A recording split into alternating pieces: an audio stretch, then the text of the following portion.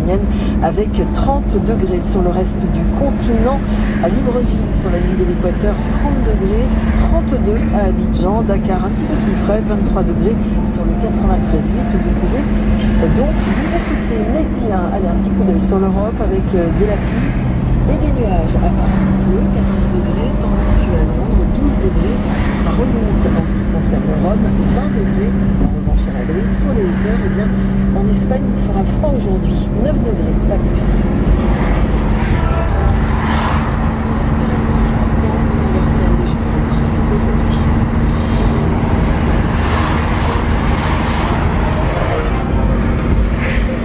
Votre journal, bonjour Raphaël. Bonjour Florence. La visite du roi Abdallah II de Jordanie au Maroc. Qui a commencé hier et qui doit durer 3 jours. Le roi Mohamed VI et le souverain hachémite ont eu plusieurs entretiens de prévus. Objectif, resserrer les liens déjà très forts qui unissent les deux monarchies. Dans cette édition, nous reviendrons également et évidemment sur les événements tragiques de Londres hier après-midi, cette attaque terroriste qui a fait donc les 4 et 3 morts, on vient de l'apprendre, 3 morts aux abords de Big Ben, une situation qui vient rappeler à quel point l'Europe est toujours sous la menace terroriste. Et puis à suivre également, et c'est forcément lié à l'attentat de Londres d'hier, des pourparlers intersyriens de Genève, des pourparlers sur lesquels et puis la viande brésilienne, nous allons en parler, la viande brésilienne qui n'est plus la bienvenue dans les assiettes. On en parlera à la fin de ce journal.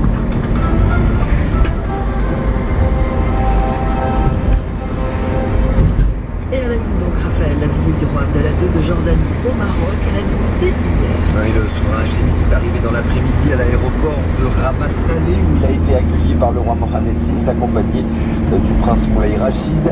Les rois Mohamed VI et Abdallah II se sont ensuite retrouvés au cabinet royal. Durant cette visite de 3 jours du roi Abdallah II, plusieurs entretiens sont prévus avec le roi Mohamed VI. Les deux souverains marocains et jordaniens devraient ainsi afficher leur convergence de vues sur les nombreux dossiers. Le géopolitologue Hassan Alaoui nous en dit plus. Il y a une très complète accord le Maroc et la Jordanie concernant la loi de la science. Ils sont tous les deux signataires de l'accord d'Agadir, c'est très important, de l'accord en droit, zone de libre-échange et tout ça. Mais tout ça, ce ne sont que des paramètres à la limite factuels. Mais le plus important, c'est la vision politique, surtout en fonction d'un élément central, qui est l'arrivée, ne l'oublions pas, de Trump au pouvoir aux États-Unis. Dans un environnement hostile, les deux pays, la Jordanie et le Maroc, sont portés à justement défendre ce modèle de démocratie. C'est là qu'il travaille à main contre les turbulences, contre les révolutions entre guillemets, les faux printemps arabes qui ont tourné aux dictatures et aux massacres. Tout ça, la préservation de ces modèles monarchiques, c'est quand même un point commun.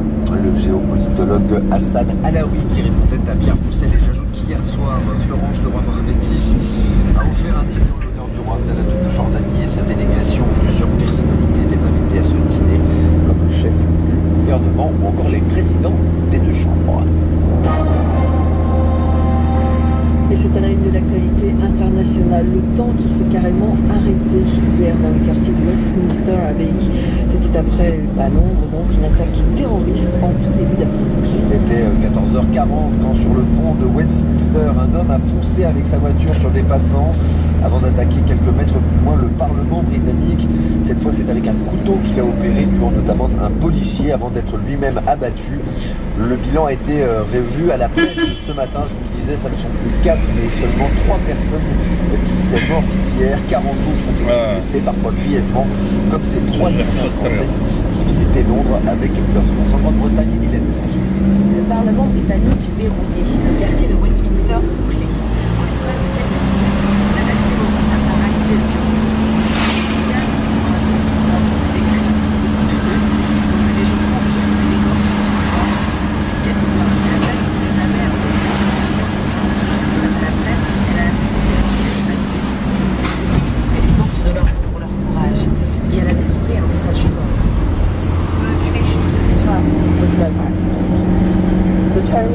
Le lieu de l'attaque n'est pas un hasard. Le terroriste a choisi de frapper au cœur de notre capitale des gens de toute nationalité, religion et culture. Des perquisitions. Oui, des perquisitions dans un navire qui a été à 7 armes.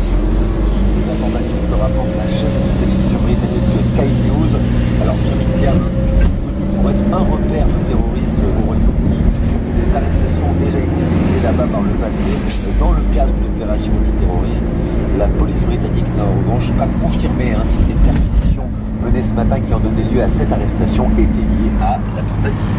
Alors voilà, Raphaël, le terroriste qui a frappé Londres hier, qui reste une menace planétaire. C'est le terme qui est employé hier lors de la réunion de la coalition internationale. Oui, réunion qui s'est tenue à Washington. Et cette menace planétaire que les 68 pays qui composent cette coalition s'engagent désormais à éradiquer. Serait désormais. Alors une réunion à Washington qui a été ternie par les événements de Londres, mais également par ces raids de la coalition internationale qui ont tué des civils en Syrie. Oui, la coalition n'a rien confirmé pour le moment, mais l'Observatoire syrien des droits de l'homme, l'OSDH, dit que c'est probablement elle qui en est à l'origine de la mort de près de 40 civils dans le nord de la Syrie ces dernières 48 heures. L'ordre d'être traité qui aurait été donné par la coalition septentrionale de Raqqa, la place forte de Daesh au Moyen-Orient. La Syrie, donc le conflit syrien, 6 années de guerre, dont une sera à nouveau discutée aujourd'hui à Genève. La 5e session des pourparlers entre le régime de Bachar el-Assad et l'opposition syrienne dans la ville suisse. Tout cela est supervisé par l'ONU. Beaucoup d'observateurs ne voient aucun accord, aucun pas vers la paix à l'horizon avancé pour parler. L'un d'entre eux, l'historien Stéphane Mantoux, que vous avez entendu tout à l'heure, nous explique que le terrain où les combats ne connaissent aucun répit rendent leur terrain d'entente impossible, très difficile à trouver. Sur le terrain, en fait, comme de coutume, avant chaque ronde de négociation, comme on l'a vu les années précédentes, chaque acteur essaye de gagner du terrain.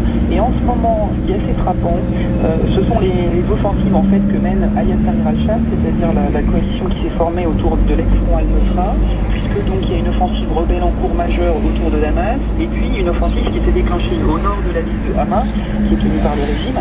Donc, comme à chaque fois qu'on se prépare en fait à réunir des interlocuteurs pour essayer de trouver une solution politique, on essaye sur le terrain de gagner, puisque le régime, lui, continue aussi à pousser sur d'autres fronts, notamment à l'est d'Alep. Donc, encore une fois, ces négociations sont aussi soumises à ce qui se passe sur le terrain, et comme souvent, comme toujours même ici, ce qui se passe sur le terrain a une influence directe, en fait, sur le résultat des négociations.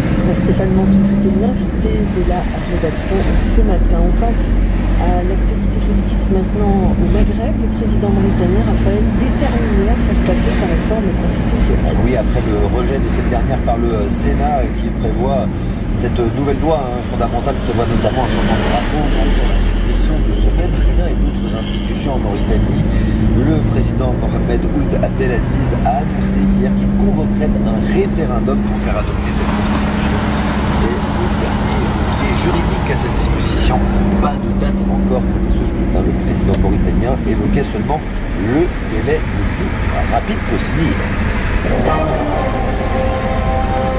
Allez, à l'heure du thé et du jus d'orange, eh bien on passe à table avec la viande brésilienne qui n'a pas la cote, Raphaël. C'est le moins qu'on puisse dire après les révélations donc sur un vaste trafic de viande à Paris. Oui, des révélations qui sont apparues vendredi dernier. Les conséquences sont catastrophiques pour les éleveurs brésiliens car beaucoup de pays boycottent désormais la viande brésilienne.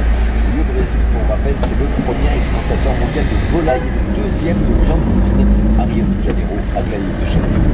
Et oui, les ventes de viande brésilienne à l'export ont déjà dégringolé, passant d'une moyenne de 63 millions de dollars par jour à 74 000 $ seulement mardi.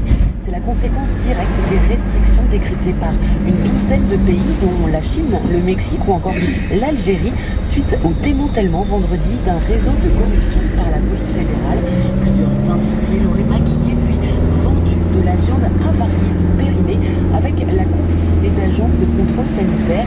Une affaire de plus au Brésil qui tombe mal alors que le pays traverse déjà la pire crise économique de son histoire. Le scandale ne concerne qu'une vingtaine d'entreprises, mais c'est l'image du secteur entier qui en pâtit. Or, l'industrie de la viande représente plus de 6 millions de salariés et 7% des exportations totales.